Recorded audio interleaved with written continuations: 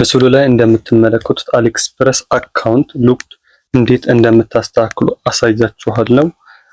ቀጥታ ወደ ቪዲዮ ልግባላችሁ። አሊኤክስፕረስ አካውንታችሁ ለምንድነው ሉክድ የሚለው? የመጀመሪያው ምክንያት ምንድነው?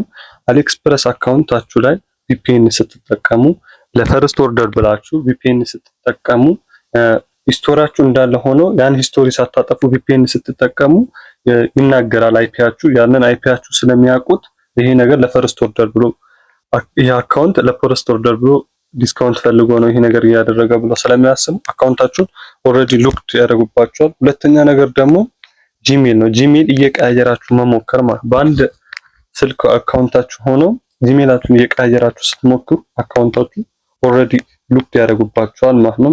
ይህንንም የሚያገኟችሁ ሂስቶሪ ስላላችሁ ነው። ሂስቶሪያችሁ ካሽ ክሊር ስለማታደርጉ ያንን ነገር እነሱ ጋር መረጃ ስላለ ይሰጣቸዋል። ያኔ ሉክድ ያደርጋቸዋል። ሶስተኛው ነገር ደግሞ ፔመንት ነው።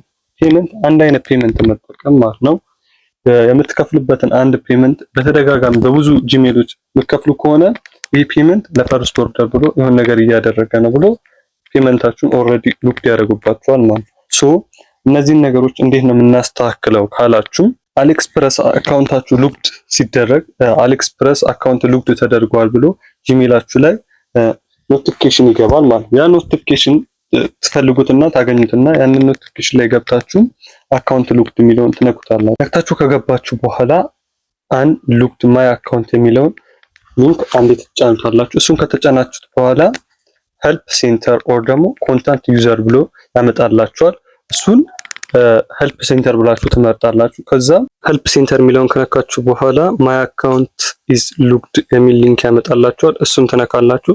እሱን ከነካችሁ በኋላ ስልክ ቁጥራችሁንና ኢሜይላችሁን እንድታስገቡ ይጠይቃችኋል። ስልክ ቁጥራችሁንና ኢሜይላችሁን ታስገባላችሁ፣ ባን የተደረጋችሁበትን አካውንት ማለት ነው። ከዛ በ24 ሰዓት ውስጥ መልስ ይሰጣችኋል። በጂሜይላችሁ ኖቲፊኬሽን ይገባል፣ አካውንታችሁ ተመልሷል የሚል ነገር። በዚህ በነገርኳችሁ መሰረት አሊኤክስፕረስ አካውንት ሉክድ የሚላችሁ ሰዎች ማስተካከል ትችላላችሁ። ማንኛውንም ጥያቄ አስተያየት ካላችሁ ኮሜንት ላይ አስቀምጡን። ለበለጠ መረጃ የቴሌግራም ቻናላችን ዲስክሪፕሽን ላይ አስቀምጥላችኋለሁ። በዛ ገብታችሁ ማንኛውንም ጥያቄ መጠየቅ ትችላላችሁ።